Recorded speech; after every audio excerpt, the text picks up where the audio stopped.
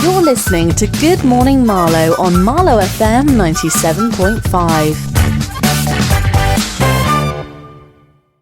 Good morning, Chris. Thanks for having me. I'm very, very happy to have you here. So am I right in thinking you're just down the road from us in Henley? Yep, just in Henley-on-Thames, that's right. I have a gym just outside of the centre of town, which is quite a nice place, with free parking, which is always a bonus. Especially in Henley. Parking is not easy in Henley, is it? Oh, Henley doesn't like the car whatsoever, so anything that can put a little tick in the car box is always a win, especially in Henley. Absolutely. How long have you been practising in Henley as a PT? Oh, gosh, quite a long time, pretty much since I started. So I got into personal training pretty much immediately after school. And I was playing for the rugby club, and various opportunities came through that. So I did a bit of PT out of the rugby gym.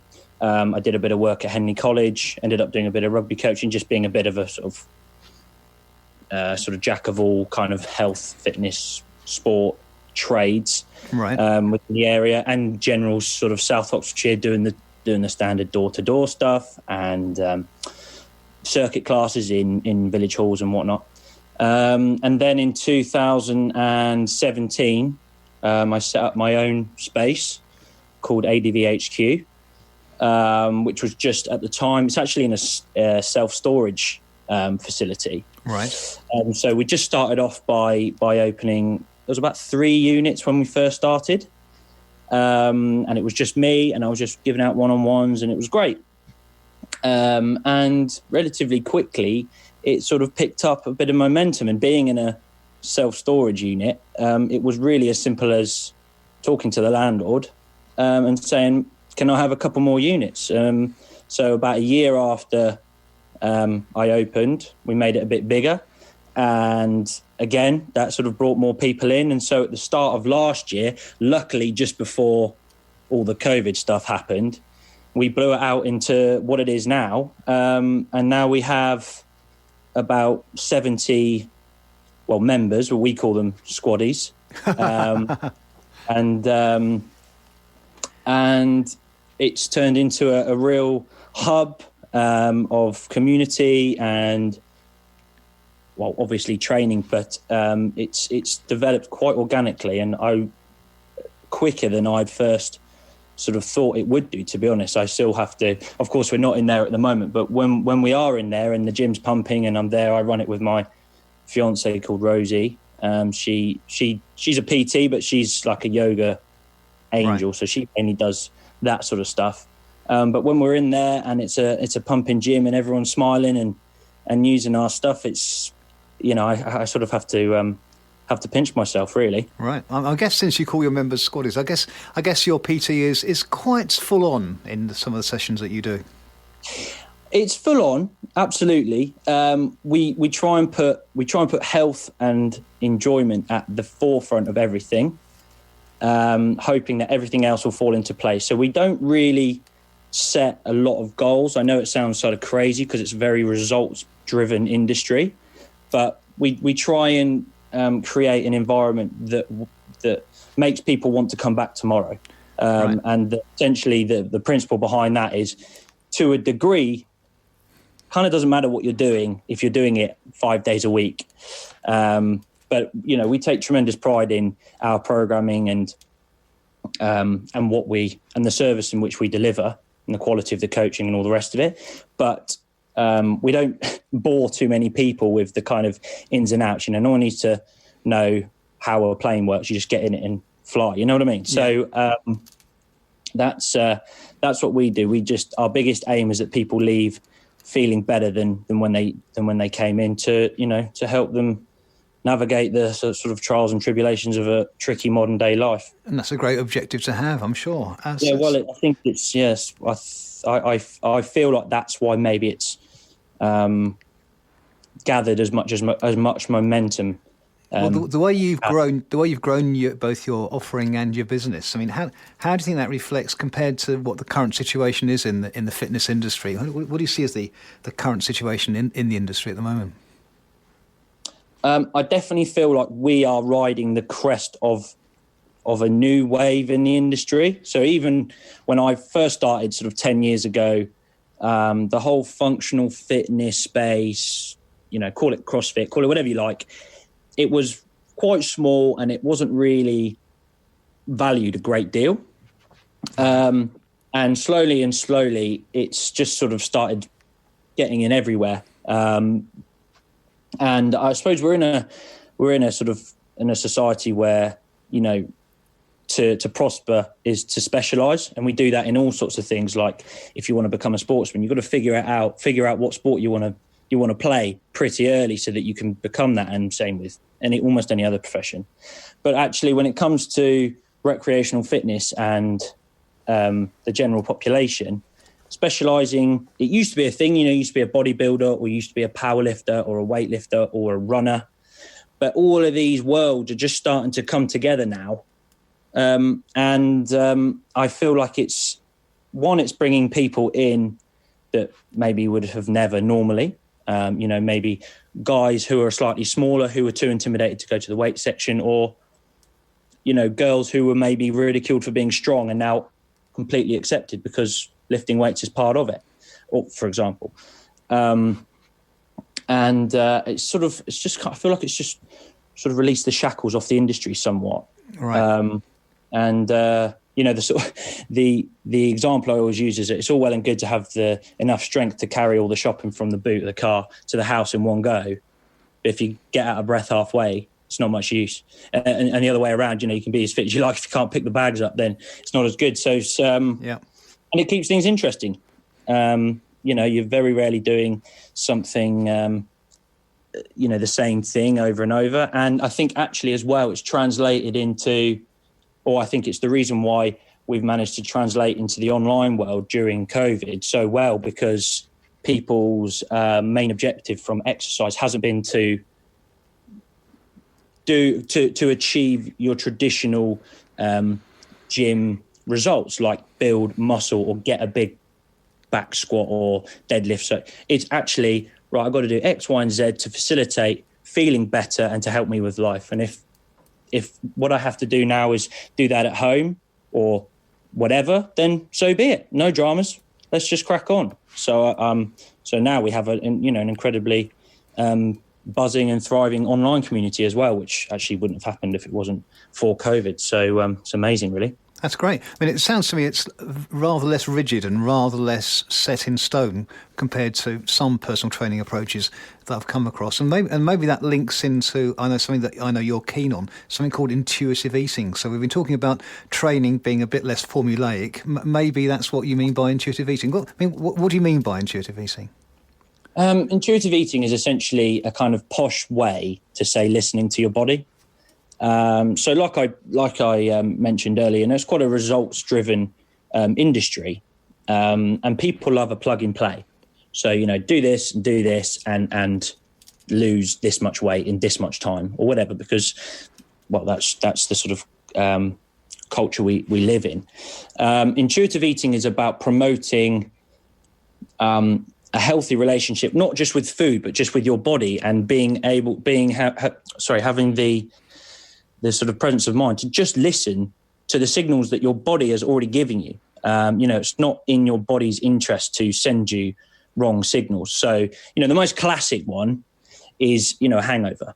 Nice. Your brain has a great time, but your body's nowhere the next day. And it's essentially saying, please don't do that too much, or we're going to be up a certain creek, without a paddle.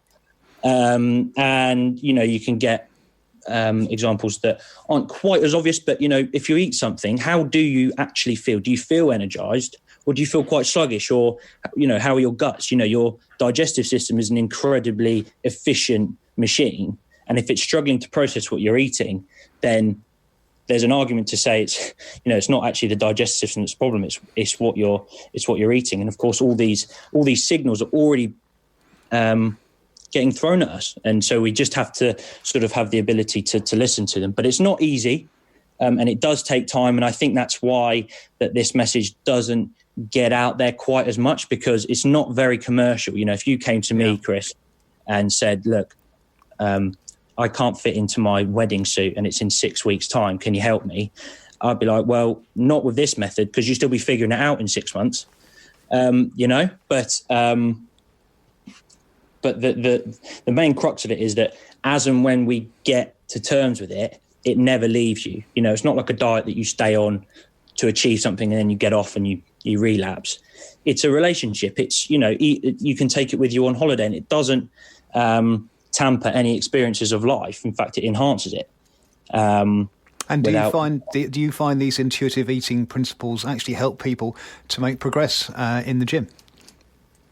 Well, absolutely, yeah, because of course it becomes part of their psyche, and of course if they're doing it even remotely well, the things they're eating will provide them energy to train, which then facilitates a good session. That then makes them feel good, and then that makes the whole cycle perpetual, because then once they feel good, it's much easier to make good decisions about their food, which then continues them to feel good, and they think, right, I'm still feeling mega. I can't wait for tomorrow. I might even go for a run tonight, you know. But there's no pressure to do things. There's no pressure to not do certain things.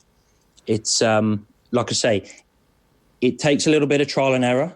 You know, it's not an overnight success story. And you know, like I say, if you can't fit into your wedding dress in 6 weeks, you know, I'm not your guy. You know, you'll have to do something else. But how long those results will last, I think it's fair to say probably not that long. And you know, as they say, if the methods were unsustainable, so will the results be. Yeah. So basically, you're looking much more of a longer term solution in terms of a massively holistic. Yeah. In term. It's not a quick fix. It's a changing your life into a. It's absolutely not a quick fix, but of course the beauty of that is that it really. It's much more significant as and when you get there. And like I say, I feel like this isn't promoted as much because, you know, I can't sell you anything with this. You know, buy my book, Chris, page 1, listen to your body, page 2, the end. Yeah. You know, I'm probably not going to sell too many of those. Whereas you can sell lots and lots of diet plans, like lose 2 stone in 4 weeks by eating this. Yeah. Bar of, you know, whatever it is. And I thought it was very interesting the way you were describing before, that leads into a kind of a virtuous circle, a spiral of improvement. By eating more intuitively, that will make you feel better, which starts making you doing things more actively and more intuitively as well. So that again leads you to being more hungry, and that again leads you to eating again more intuitively. So the whole thing builds on one onto like a spiral going up. Well, absolutely. It's you know, it's just it's actually quite simple when you sort of break it down. You eat something that's good for you. Your body lets you know by making you feel energized. You maybe do something that makes you feel good, like exercise. And just like, you know, maybe the hangover's sort of telling you, please don't do that so often. You know, your body's saying, keep doing this stuff. This is great. You know, genetically, it's basically saying, we're going to survive for ages if we keep living like this, mate. This is brilliant, you know? Well, Lubbs, we've had a couple of questions come in for you by email, which I'll just go through. Probably the first 1 or 2 of those, then we'll have a break for some music. So the first question's come in as somebody's contacted me. I haven't got the name, but they say they haven't been training for a while, but what's the best way to get back into training? What's your view to somebody who hasn't been training for a while and wants to get back into it? It's a good question. I'd say the most important thing, the paramount of paramount importance, is finding something that you enjoy, not that maybe the industry says is most effective. Once you get over the first hurdle of it becoming a habit, then you can start to look into more efficient ways of training or this and that. But if you haven't really been doing anything, the best thing to do is to find something that you enjoy and that you can do regularly, because you're going to find much more success. Even if it's power walking, you're going to find much more success from going on a power walk every day in 1 week of, I don't know, HIIT training that you absolutely... I mean, I don't think they'd hate it if they did it with us, but there we are. But there's no doing that for a week again, because the internet line is proving just a little bit dodgy at the moment. You still there, Lubbs? got a question coming for you. It's from one of my listeners, Paula in Bourne End. She often gets in touch, and her question today is that intuitive eating sounds amazing. What can she do to start? Does she actually need to do anything to start intuitive eating in the way you approach it? Well, not directly. It's more of a sort of an openness to listening to how your body responds to certain foods, and understanding that you shouldn't have back pain all the time, or your head shouldn't feel fuzzy, or so this is where the sort of trial and error comes in somewhat, but just be aware of how you feel after eating. There are sort of staples that some people are more sensitive to others, so maybe really monitor how you feel after dairy. You might be more sensitive to dairy than you realize. Maybe red meat, maybe gluten. I'm not saying cut any of these things out by any means, but the chances are you're probably going to feel all right after an apple. That's probably not where any issues are coming up, but start with how do you feel now, out of 10, obviously, and go from there. Great. And that really links into the next question I've got from Mark, and Mark's in High Wycombe. And Mark asks, what happens if he feels happy about eating a Burger King or McDonald's or something? How does that work in regards to intuitive eating? I guess it could be all sorts of binging on all kind of foods, which could be broadly labelled as junk food. What's your thoughts on that? It's an interesting point. Did you say it was Mark? Yes. Mark was his name. Yeah. Mark. Does Mark actually feel good after the Burger King, or is he just used to feeling a certain way, which is actually way below where potentially could feel? The premise to this intuitive eating is that you're not supposed to cut out certain things, and if you want to have a Big Mac for lunch every day, then go for it, but you probably won't feel that great. And if we do it properly, then eventually something will change, but that's not up to me to decide. Again, that's why it's a terrible commercial venture, because there's nothing I can really do or say or sell to someone in order for them to improve. It's if they want to do it, then it's pretty much down to them. There's guidance here and there, but if you want to kind of cheat the system and say, look, I feel fine after a Big Mac, I'm going to carry on. Well, if that's absolutely true, then fine. And if it's not true, then unfortunately, it's only the individual that's sort of suffering. Yeah, that makes a lot of sense to me. By the way, just got another text message in. There's no name, I'm afraid, but I can tell you it's somebody who's got a mobile phone number that ends in 760, so if you know anybody like that. And the message is obviously from one of your fan club, because it says, Lubbs and Rosie are just fabulous, so inspirational and motivational, and the sessions with them are never boring. Lubbs always sees where you need to be and works hard to get you there, and we absolutely just love them. Oh, and then another one just come through which says from Nick Judd. So that person's now sent a second. Oh, nice. Sorry, there you go. Yeah, hi, Nick. Hello, Nick. Well done. Thank you for sending that nice message for personal trainer Lubbs. So something that I'm interested in, you mentioned functional fitness earlier on. How do you define functional fitness, and where does that come into your PT offering? It's a good question. It's and it's quite a broad. You could say that literally everything comes under functional fitness. So the term functional fitness has essentially monopolised the entire industry because it includes everything. So it has a bit of bodybuilding in there, and it has a bit of strongman, and it has a bit of weightlifting, and it has a bit of running, and it has a bit of this. I would just say that a PT I admire called Ollie March, and he has a gym up in Harpenden. Their phrase is train for everything, ready for anything. That's a nice line. I like that. Yeah. So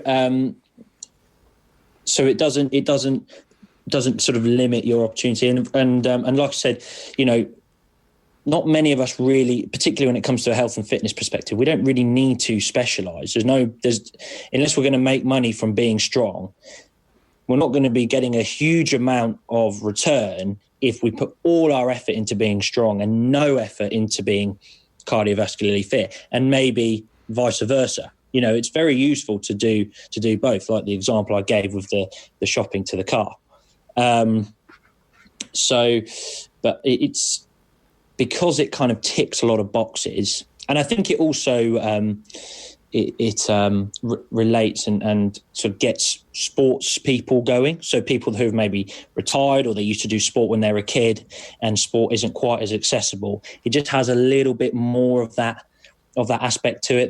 There's usually a community around it. Usually training groups. Before COVID, we used to do literally team sessions. You'd be in a team of 3, and you'd see how far you could get on a bike and how many burpees you could do and all the rest of it. That's you're ticking all 3 pillars of health there with the physical, social, and mental. So, whereas traditionally most people before that would maybe go to the gym, stick their headphones on, do their weights, and leave. So I would just say it's pretty much the most efficient way to use your time in the gym. So our sessions are only 45 minutes. Yeah. And that really is more than enough. And I've walked different paths of life as I've done weightlifting training, and that takes hours because you have to rest long enough for your ATP system to recover, so then you can perform maximally once again. And that's all well and good, but most adults don't have time to spend 2.5 or 3 hours in the gym 4 days a week. So for the everyman or the everywoman, who needs to come in, get their fix, get strong and fit, more importantly, feel good, until something better comes along, this is the way we're going. And everyone has their own style. Yeah. I should think a sort of an expert, if you like, would be able to maybe differentiate between maybe a session that we do at ADVHQ and maybe a session that they would do at CrossFit Reading. Yeah. That's all under the functional fitness, but you can just sort of tell that's the session that's structured there, and that's the kind of stuff they do there and stuff like that, Interesting.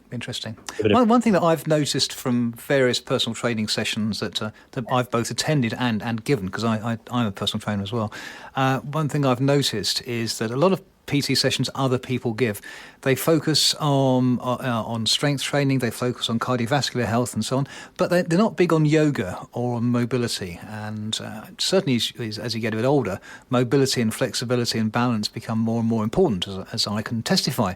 So what's your view on training for mobility, flexibility, balance work, and including some elements of yoga in your sessions?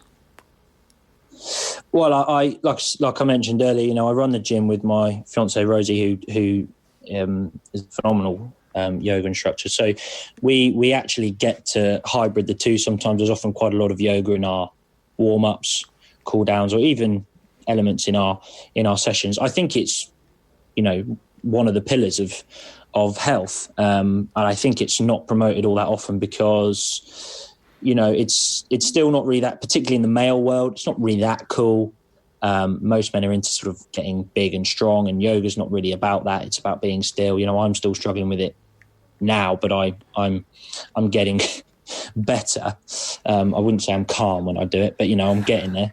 But certainly the way in which I think the nice balance that we have is that the yoga facilitates the training, so that we can then, for example, we don't really have a massively separate community between the yoga and the gym. They're pretty much the same. Right. So, for example... That's quite unusual, I think. That's quite unusual to have the yoga that well integrated into the rest of your offering. I think potentially, but I think if you get that in from day one and say, this is the deal, people buy into it. I think what's quite difficult is to maybe train for 2 years and then say, right, now we're going to do yoga on a Monday or Monday night, or we're going to, it's because people are sort of set in their ways. It's not quite as easy. But, if we've done a lot of hinge work on a Monday, picked stuff off the floor, kettlebell swings, deadlifts, whatever, the yoga will be based around loosening off the lower back, so we're not crippled the next day. And we can crack back on in the morning with, obviously a different session, but is to facilitate the process. It's a kind of holistic approach whereby you're addressing what you did in day one by something you're doing on day two. Maybe if you've gone down one path a little bit more than any others on day one, then you can correct that and return to the straight and narrow on the second day. Well, the thought process behind the way the gym is run is that you are supposed to come at least between Monday and Friday every day. You know, we're not trying to annihilate you. We're not trying to break you. And everything that we do is designed so that you can come back the next day. And obviously part of the yoga is a massive part of that, because it's recovery, and it's a whole other side of health. You know, it's helping us calm down and sleep better, which is the ultimate recovery tool, and being present and mindful, which are things that are, you know, often ignored in this modern day life. So it's just about, like I said at the very beginning, you know, we're just trying to put health at the at the forefront of everything we're doing. You know, if I really wanted to, I could probably make someone lose an unbelievable amount of weight in 6 weeks. But 6 weeks after that, they'd have put it back on. We haven't really addressed any issues. Yeah. Whereas with the health thing, it's you know, feeling healthy feels really, really good. You know, Absolutely. you don't have to convince too many people to continue with it once they experience it. Absolutely, and I'm sure that's the case with one of your clients, or one of your squaddies, I should say. There's, an email has just come in all the way from Edinburgh, from Fee in Edinburgh. Oh! And Fee sent an email saying that she's loved being part of the online community with Lubbs and Rosie since April. So she's been one of your squaddies for the best part of a year. But she does have a question for you, sir. She wants to know how you can help her, because she thinks her meals are pretty healthy, but it's the snacking that's tricky. So what are your go-to healthy snacks? What would you suggest that Fee might go to as a healthy snack, on the basis that we're unlikely to be binging on salad? What might be a more healthy snack for Fee to think about? I've given you a lot of time to think about that answer now. Yeah, that's fine. Well, I'd love to give a direct response and say, you know, nuts, fruit, whatever. But if we're talking intuitively,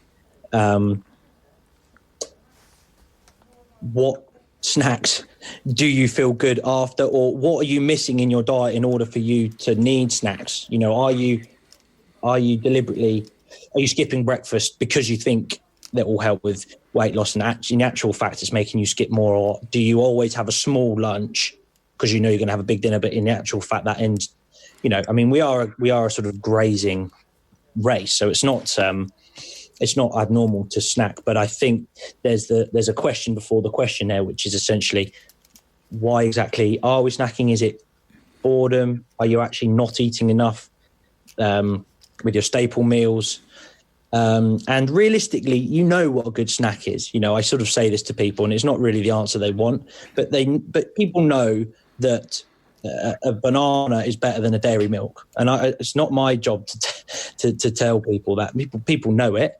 And it's also not my job to tell people not to eat the dairy milk, or to necessarily eat the banana. But you know, Fee, come on, you know. So Fee, you know the answer already. So there you go. She knows. You gotta have the bravery to go with it, girl. Just trust your intuition. Trust your intuition. But I'm sure it's good for Lubbs to hear your comments. Lubbs, thank you so much for being my guest this morning. If people want to find out a little bit more about your ideas relating to training and to intuitive eating, and also your whole personal training offering, how can people find you? They can search for us on the internet at www.advhqhenley.com. Bit of a mouthful. That's advhq henley.com, yeah? Henley.com. Alternatively, you can find me on Instagram at PTLubbs, which is less to remember, and it's probably more fun than the website, to be totally honest. So you go on Instagram, just look for PT. Yeah, probably just go on Instagram, and the website's there in the bio if you want it. And if you're old and you don't have Instagram, then crack on with the website. But, hang on, most people have got it now. I'm old, and I do have Instagram. Exactly. So I'm not talking about you. I'm talking about, let's not go down that road now. Come on. Okay, Lubbs, thanks very much for being my guest. Pleasure. Thanks so much, Chris. Thanks for having me.